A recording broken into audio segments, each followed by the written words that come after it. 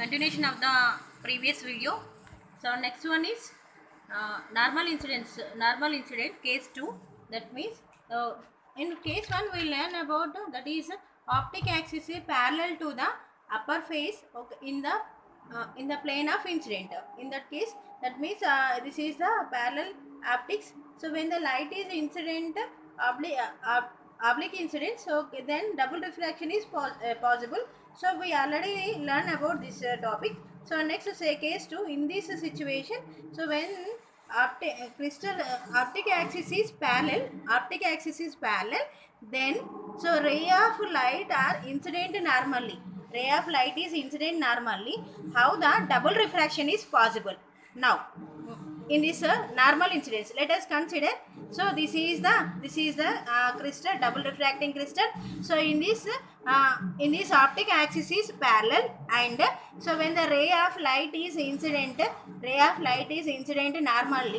normally, then so it is only it is double refracted, that is ordinary ray and extraordinary ray, but these both rays are travel in the same direction. Why? Because of here this is the optic axis is exactly perpendicular to incident of light.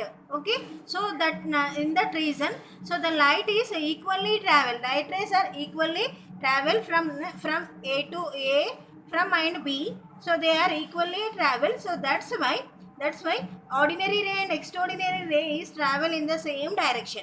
Okay, and so here P is indicate that P is the velocity of that is wavefront of ordinary ray, and Q is indicate that okay, this is the wavefront of extraordinary ray. So here also P dash is the wavefront of ordinary ray, Q dash is the wavefront of extraordinary ray. So here look at here. So P and P dash is travel in the same distance, same distance, that is AP and P dash. Similarly, Q dash are the travel in the same distance. That means here so ordinary rays, that is P dash are travel with the same velocity, and Q dash is the extraordinary rays, extraordinary wavefronts in A and B rays. Okay, so that's why, so here P dash is the wavefront of ordinary ray, and Q dash is the wavefront of extraordinary ray. So here both are okay, but both are not same. Okay, same move with not same velocity. That means ordinary ray, extraordinary ray travel with faster than the ordinary ray. So from this diagram we conclude that so V naught is always not equal to VE. That is, the velocity of ordinary ray is not equal to the velocity of extraordinary ray. So that's why double refraction is possible. But the both are ordinary ray and extraordinary ray are travel with the same velocity. Next, case 3. Okay, we learn about so 3 cases. One is the optic axis is parallel, another one is the optic axis is inclined, and third one is if the optic axis is this one is perpendicular to crystal surface. Okay, in the case 3, so the optic axis is the plane of incidence and perpendicular to the crystal surface. That means this is the crystal, double refracting crystal. So this is the perpendicular optic axis. Okay, so in that also 2 cases. One is oblique incidence and the second one is normal incident. So how the double refraction is possible? Okay, let us discuss. So that is in oblique incidence. So let us consider the ray A and B is incident with obliquely on the surface of the crystal. So whose optic is perpendicular to plane of perpendicular to surface. Okay, then so it is incident. Ray A is incident at point here. It is doubly refracted. Okay, doubly refracted as ordinary ray and extraordinary ray. So with the different which are moving with the different directions, with different velocities.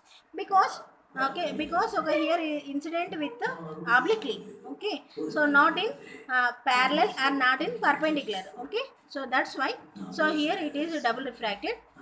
If you draw the tangent from okay C to P and C to Q, okay, the distance of CP is not equal to CQ. So that's why CP is indicates that the distance to ordinary, this is the ordinary ray wavefront, this is also extraordinary wavefront. That means CP is indicate that the velocity of ordinary ray, that is V naught, and CQ indicates that the velocity of extraordinary ray. Okay, so from this diagram we are observed that CP is not equal to CQ. So that's why the velocity of VE is not equal to V naught. That means ordinary ray velocity is not equal to extraordinary ray. Here also extraordinary ray is travel faster velocity than ordinary ray. Okay, so here also they are travel, the rays are travel with different velocities and okay different directions. So that's why double refraction is possible here. Next, yeah, next case 2, in this one case 2, that is normal incidence. So when in the same situation the light is the light rays is incident normally on the which has the crystal has a optic axis is perpendicular to this surface, crystal surface. Now, so look at this diagram. We are observed that so the ray point A is incident here, B ray is incident here normally. So they are travel with equally. At any point. All the points they are travel with equal velocity. That means VE and VQ are equally. So that's why there is no possibility. There is no possible to double refraction. In this case, refraction in this case because of okay here the two rays are travel with the same velocity. That's why there is no possible to double refraction in this case. Okay, these are three cases in the Huygens theory. Okay, thank you.